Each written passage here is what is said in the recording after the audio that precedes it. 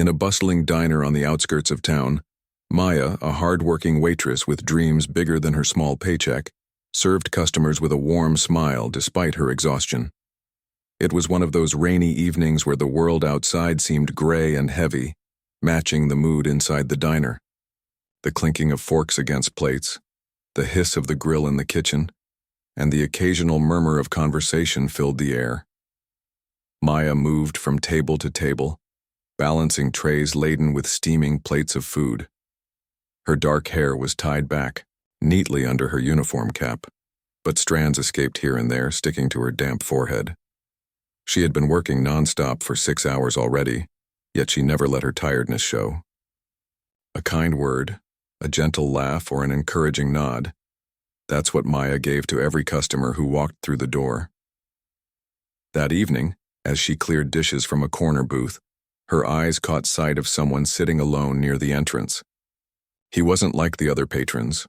He wore old, tattered clothes soaked from the rain, and his face bore lines that spoke of years spent struggling. His name tag said, Larry, scrawled in shaky handwriting on a piece of cardboard tucked into his pocket.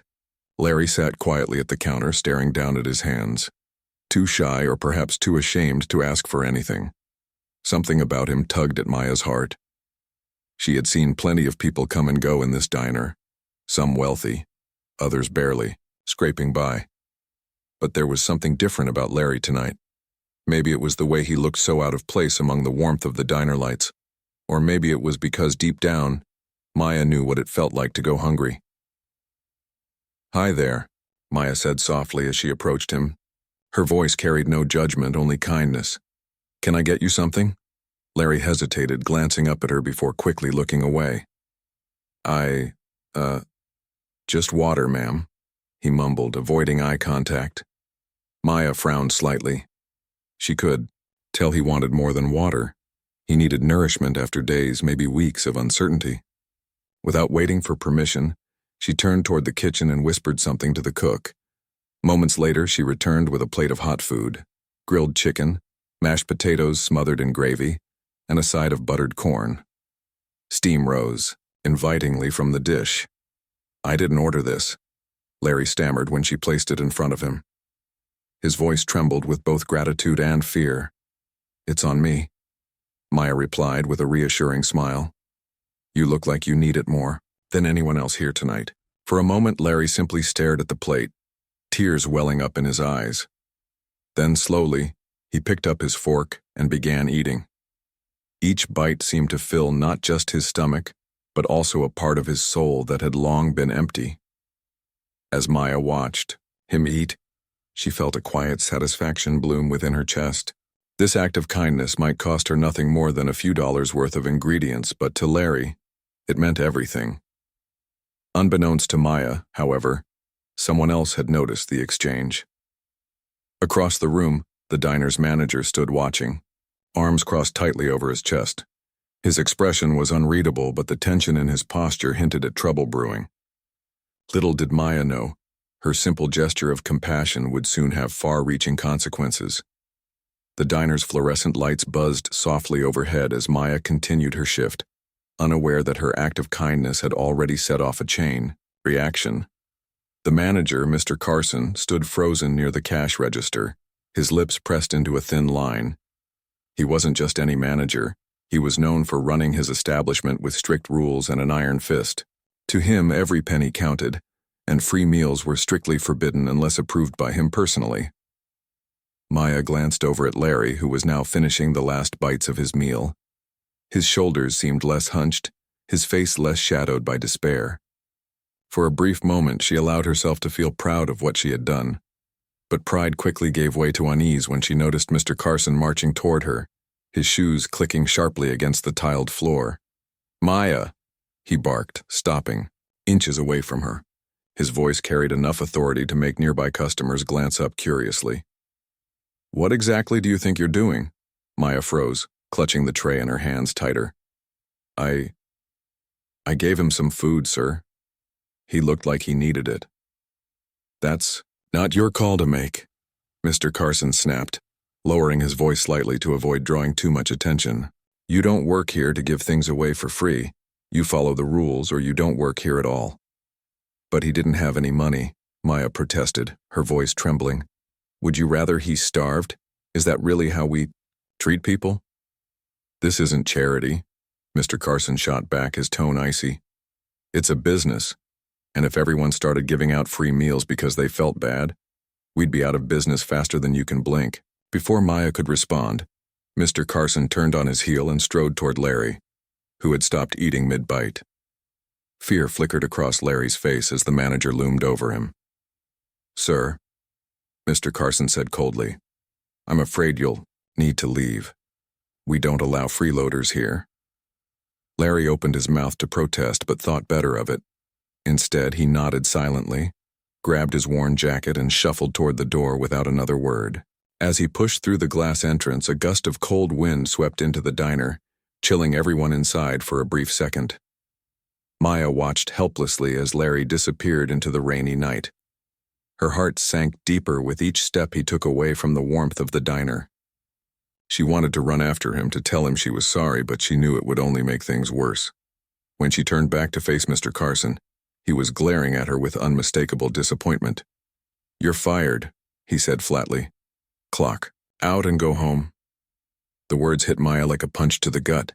She blinked rapidly, trying to process what had just happened. Fired? For helping someone in need? It didn't seem fair. Tears pricked at the corners of her eyes, but she refused to let them fall in front of him. I did the right thing, she whispered, more to herself than to him.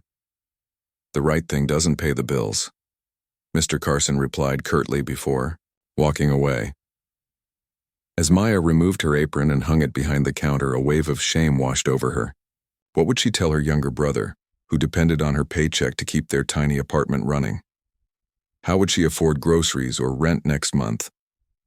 Doubts swirled in her mind, threatening to overwhelm her. But even amidst the chaos of emotions, one thought remained clear. She couldn't regret what she had done. Helping Larry might have cost her job, but it had also reminded her of who she truly was. A person willing to stand up for others, even when it hurt. Little did Maya know, however, that her quiet act of defiance was about to spark something much bigger than she ever imagined. Outside the diner, hidden beneath the steady patter of rain, forces were already gathering, forces that would change everything in ways no one could predict. The rain continued to pour as Maya stepped out of the diner, her heart heavy with a mix of anger, sadness, and uncertainty. She pulled her thin jacket tighter around herself, but it did little to shield her from the biting cold. Her mind raced with questions she couldn't answer. How would she explain this to her brother? What would they eat tomorrow? Would she ever find another job in such a small town? As she walked down the dimly lit street, her thoughts kept circling back to Larry. Where had he gone? Was he safe? Despite everything that had happened, Maya couldn't shake the image of his grateful smile or the way he had eaten like someone who hadn't seen food in days. She tried to remind herself that she had done the right thing, even if no one else seemed to agree. Unbeknownst to Maya, Larry wasn't far away. He had taken shelter under the awning of a nearby bus stop, huddled on a bench with his head bowed low. The warmth of the meal was fading fast, replaced by the chill of the night air. But something inside him felt different. For the first time in weeks, he didn't feel invisible. Someone had seen him, not as a burden or a problem, but as a human, being worthy of kindness. Larry glanced up as a car slowed down near the curb. Its headlights illuminated the rain-soaked pavement, and for a moment, he tensed, expecting trouble. Instead, a familiar face leaned out of the window, a local reporter, named Clara Bennett. Known for covering stories about everyday heroes and overlooked struggles, Clara had been driving home when she spotted Larry sitting alone. "Hey there," Clara called gently, rolling down her window further. "Are you okay?" Larry hesitated, before nodding slowly. "Yeah, I'm fine." "You don't look fine," Clara replied honestly. "Mind if I ask what's going on?" At first, Larry was reluctant to talk. Years of hardship had taught him not to trust easily. But something about Clara's calm demeanor put him at ease. Slowly, haltingly, He began to share his story. The loss of his job, the eviction from his apartment, the nights spent sleeping on park benches. And then he mentioned the diner, his voice softening as he described the waitress who had given him a free meal despite knowing the risks. Clara listened intently, her journalist instincts kicking in. There was something powerful in Larry's words, an ordinary act of compassion amidst so much indifference. When he finished speaking, she smiled warmly. "Thank you for sharing that," she said. "Do you mind if I write about this? About the waitress who helped you?" Larry blinked, surprised. "Why would anyone care about me?" "Because people need to hear stories like yours," Clara explained. "And hers too. Sometimes acts of kindness get lost in the noise, but they deserve to be celebrated." Meanwhile, back at the diner, Mr. Carson was regretting his decision almost as soon as he made it. Word spread quickly among the staff about why Maya had been fired, and whispers of disapproval echoed through the kitchen. Some employees admired her courage. Others feared they might face similar consequences if they stepped out of line. A few even debated whether to report the incident to corporate headquarters, though none were brave enough to take the first step. 2 hours passed since Maya left the diner, and she still hadn't returned home. Her younger brother, Jamal, grew increasingly worried as the clock ticked closer to midnight. Just as he picked up his phone to call her, a notification flashed across the screen, a breaking news alert from the local station. Curious, Jamal opened the article. The headline read, "Local waitress fired after giving free meal to homeless man." Below it was a photo of Maya, smiling brightly during happier times. Jamal's breath caught in his throat. He scrolled through the story, reading about how his sister had risked her livelihood to help someone in need, and how her boss had punished her for it. For a moment, Jamal felt a surge of pride mixed with frustration. Before he could fully process his emotions, his phone buzzed again. This time it was a text from Maya. "I'll explain everything when I get home, I promise." But even as Maya prepared to face her family in an uncertain future, she had no idea that Clara's article was already making waves online. Within minutes, thousands of people across the city, and beyond, were reading about her selfless act. And while Maya thought her world was falling apart, the seeds of change were being planted in ways she couldn't yet imagine. By the time Maya returned home, soaked and shivering from the rain, her phone was buzzing nonstop. At first, she assumed it was spam calls or messages from telemarketers, something she could easily ignore after such a long, exhausting day. But when she finally checked her phone, her heart skipped a beat. Notifications flooded her screen, each one more surprising than the last. "Maya, are you okay? Are you? You're all over the news. We can't believe what happened to you." Confused, Maya opened the first message, a link to an article on the local news website. As she read through Clara's story, her stomach twisted into knots. Her name, her face, even details about the diner were splashed across the page for everyone to see. The headline screamed louder than any words she'd ever imagined being associated with herself. "Local waitress fired after giving free meal to homeless man." Jamal stood in the doorway of their tiny apartment, watching his sister scroll through the article with wide eyes. "So, is it true?" he asked hesitantly.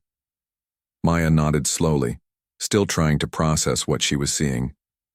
"I didn't think anyone would care," she admitted quietly. "I just wanted to help him."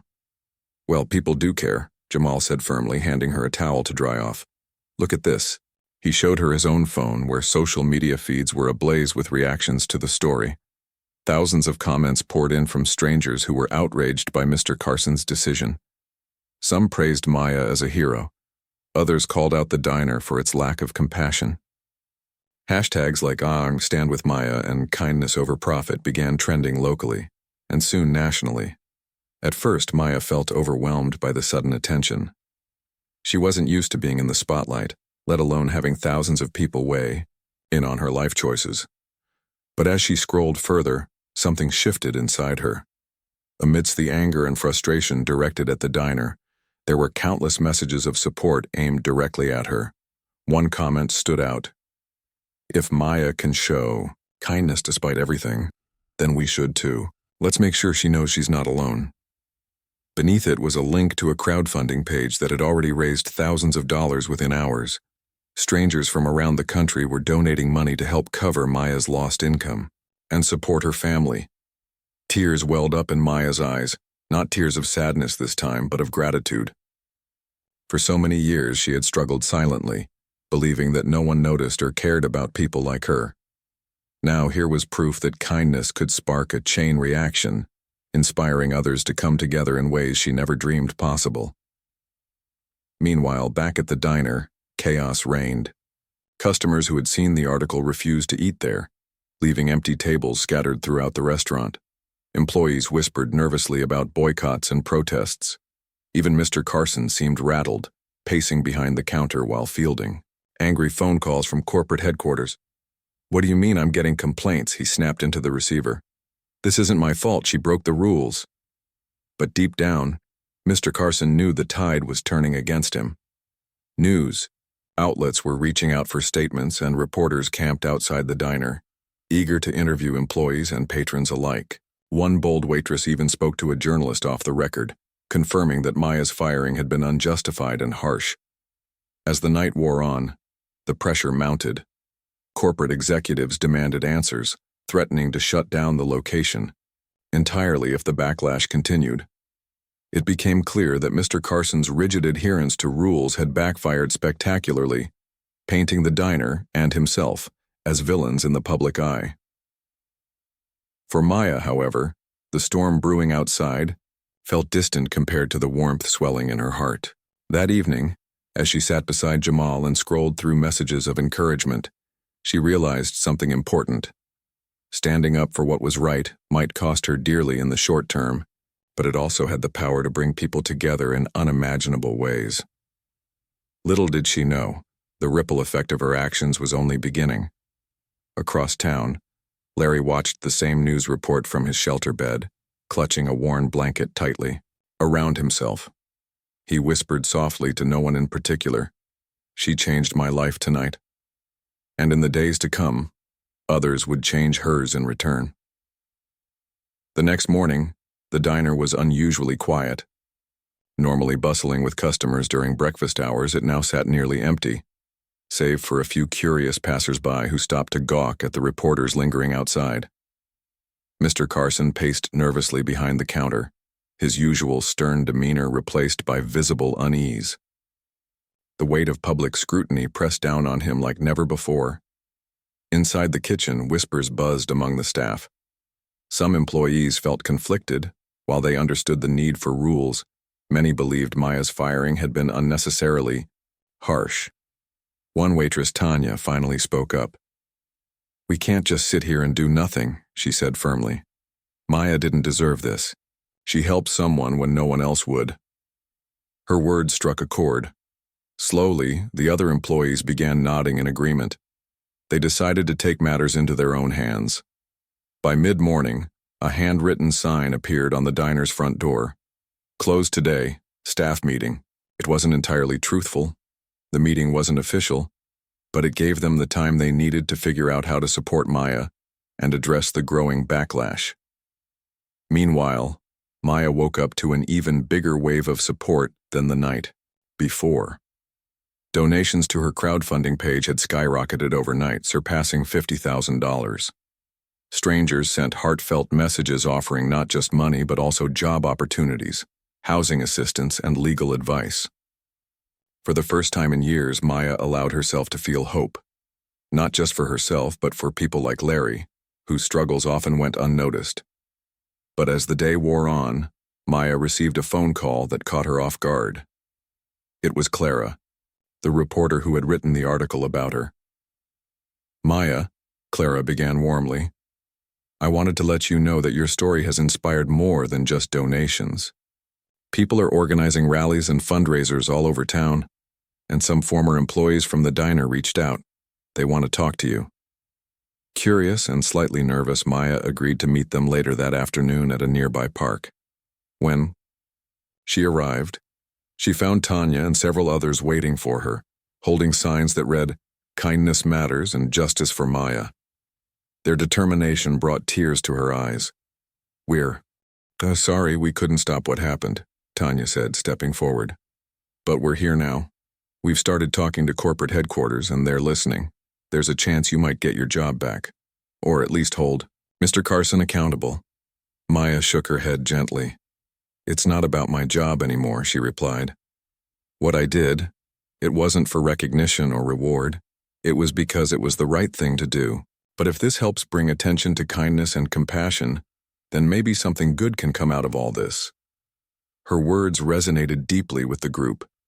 Together, they brainstormed ways to turn the negative attention surrounding the diner into something positive. Ideas flowed freely, hosting community meals for those in need, starting a fund for struggling workers, and even pushing for policy changes within the company.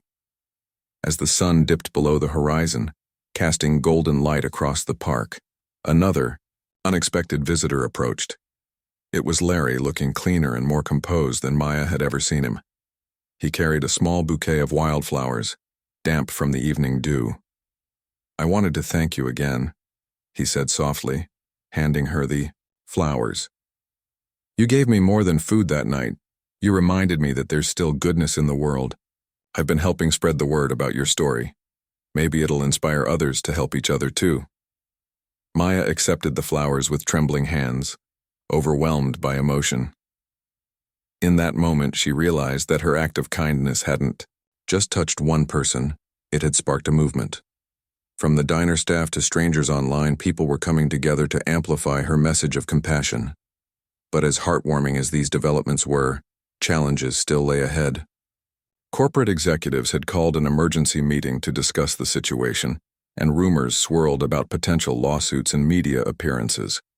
For Maya, the road ahead wouldn't be easy, but she faced it with newfound strength, knowing she wasn't alone. Little did she know the climax of her journey was yet to come. As the town prepared for a massive rally in her honor, forces beyond her control were aligning in ways that would test her resolve and redefine her future forever. The following afternoon, the small town square buzzed with energy. Hundreds of people gathered under cloudy skies, holding signs and banners that championed kindness, compassion, and justice. News vans lined the streets, their satellite dishes pointing skyward as reporters prepared to cover what was shaping up to be one of the largest community protests the town had ever seen. At the center of it all stood Maya, flanked by Tanya, Larry, and Clara, the unlikely alliance that had grown from a single act of generosity. Maya felt both honored and overwhelmed as she looked out at the sea of faces. Families, students, activists, and even strangers who had traveled from neighboring towns were there to show their support. Some held placards reading, "Compassion over profit," and "Stand with Maya," while others simply clapped and cheered when her name was mentioned, over the loudspeaker. As the rally began, Clara took the stage first, her voice steady and clear. "This isn't just about Maya," she declared, addressing the crowd. "It's about the values we choose to live by. It's about recognizing that kindness matters, and that standing up for what's right can inspire change far beyond what we imagine." Her words earned thunderous applause, but the loudest cheers erupted when Maya stepped forward to speak. For a moment she hesitated, gripping the microphone tightly as nerves threatened to overwhelm her.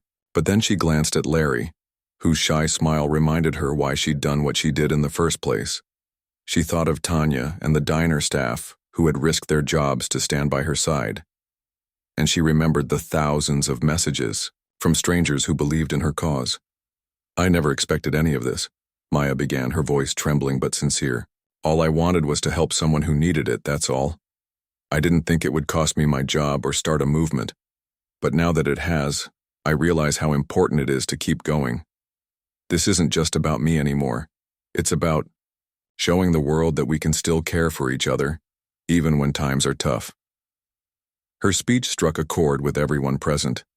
People wiped away tears, hugged one another, and vowed to carry the spirit of kindness into their own lives.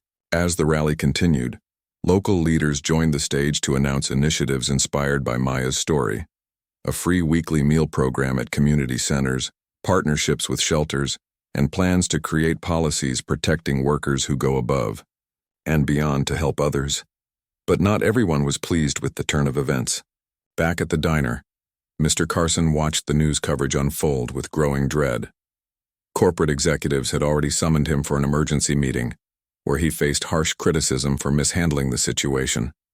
Calls for his resignation grew louder, and rumors circulated that the diner chain might sever ties with him altogether. Still, Mr. Carson refused to back down entirely. In a desperate attempt to salvage his reputation, he issued a public statement claiming that Maya's firing had been a misunderstanding and offering her old job back, with conditions. He promised reforms within the company, including better training for managers and new programs to assist struggling customers.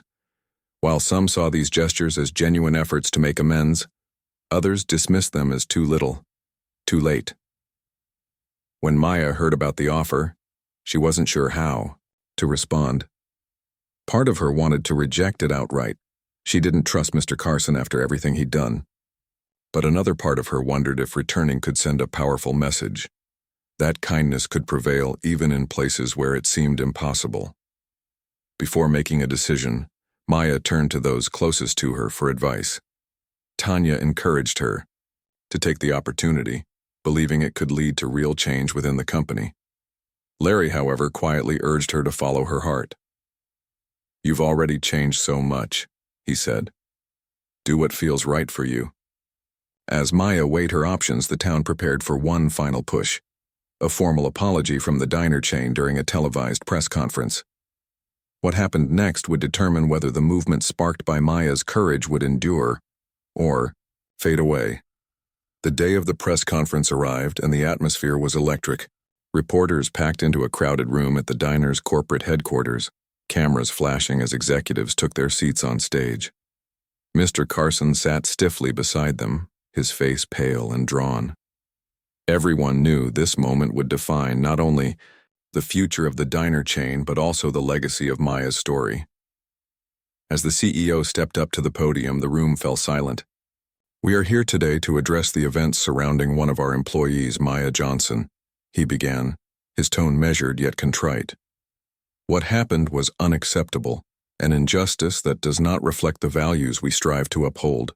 We deeply regret the harm caused by our actions and wish to make amends."